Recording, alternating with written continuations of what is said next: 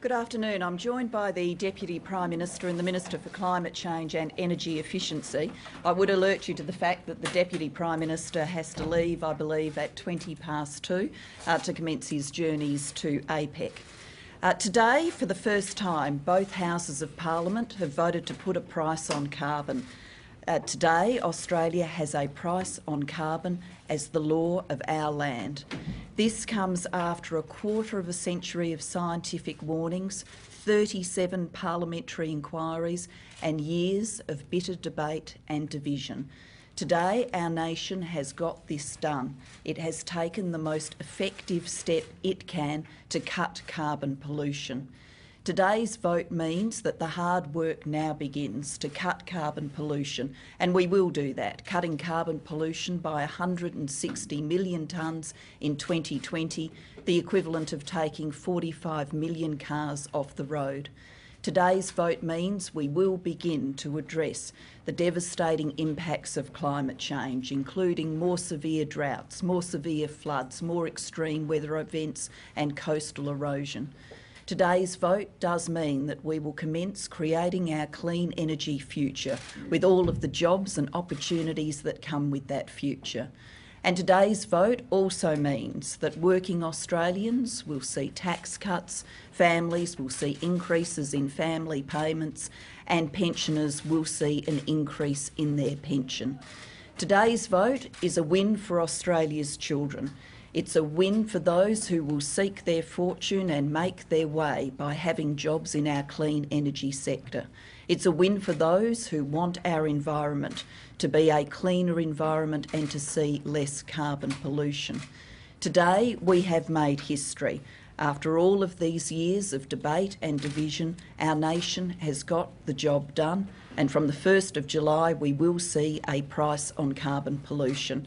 I'll hand now to the Deputy Prime Minister for some remarks.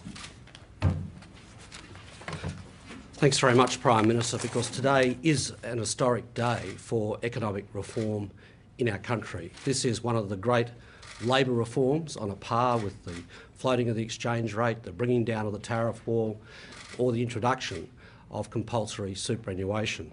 It is one of those reforms that owes a great deal to the tenacity and commitment of the Prime Minister and the Minister for Climate Change. They have fought this against the odds, against entrenched interests who have no interest in reform in Australia. But it is a great reform which will lock in future prosperity, it will support jobs and job creation, it will drive investment in clean energy, and most importantly, it will look after the environment which we leave to subsequent generations. This is a very important intergenerational reform for our economy and for our environment. Thanks very much, Prime Minister.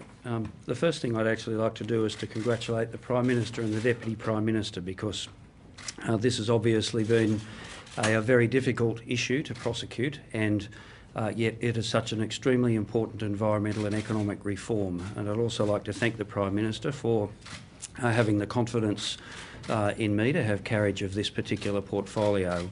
I'm very pleased that the legislation has passed the Senate today and that we're going to be able to undertake the work of cutting our pollution and innovating and driving investment in cleaner energy sources in our economy. It's a very important thing for the future of our country and for future generations. Importantly, with the clean energy package, it will be environmentally effective for the reasons that we've articulated so many times. At least 160 million tonnes of greenhouse gas emissions cut from our economy in the year 2020, with the capacity to do more. It will be economically responsible because this will drive investment in clean energy sources, it will drive innovation and it will drive productivity. And thirdly, this set of reforms will be socially fair and is strongly in a Labor Party tradition. Of course, more than half of the revenue from the carbon price will go towards an important tax reform.